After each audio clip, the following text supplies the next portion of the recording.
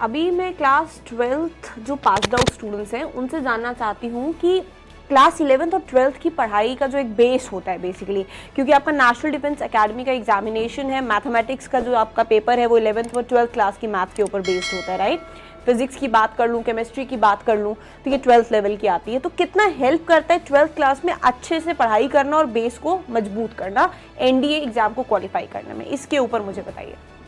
Ma'am, my name is Utaswani and I scored 94.6 in my 12th exams and I am from Kanpur, Uttar Pradesh.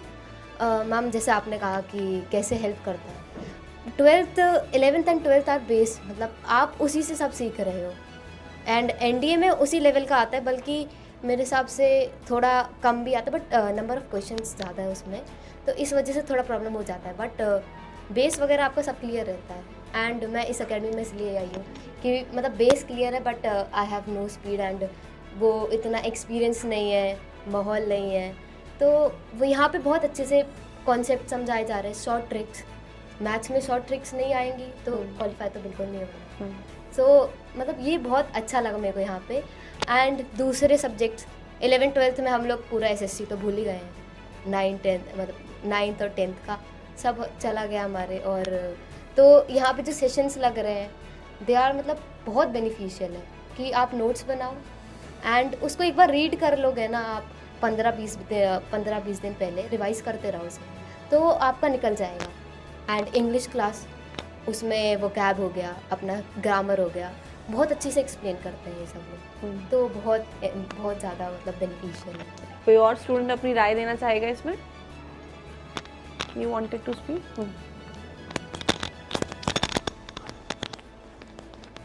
Ma'am, my name is Harsh Awasthi. I am from Unnao. I scored 93.6% in my 12th board exam. Ma'am NDA में ma'am जैसे syllabus का देखा जाए तो वो inter के जैसा ही रहता है बाकी वो पीसीएम का, और मैम जो बाकी सब्जेक्ट्स हैं वो बेसिकली प्रिपेयर करने पड़ते हैं हम लोग को अलग से।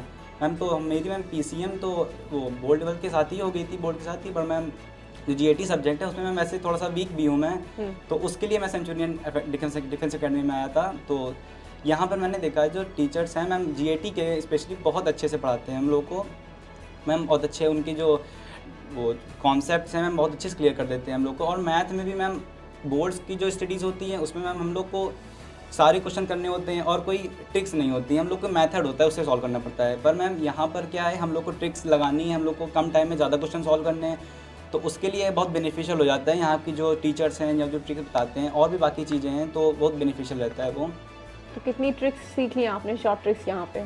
मैम वैसे तो याद नहीं है मैम काउंटिंग में, पर मैम है बहुत सारी हैं जो सीखी हैं यहाँ से। क्या आप अप्लाई कर पाते हैं इजीली उन शॉर्ट ट्रिक्स को? यस मैम, मैंने अपने बोर्ड्स के टाइम पे एनडीए का सैम्पल पेपर लगाया था, तो उसमें मेरे मैम 150 क्वेश्चन सही हो रहे थे, मतलब 150 मार्क्स आ रहे थे।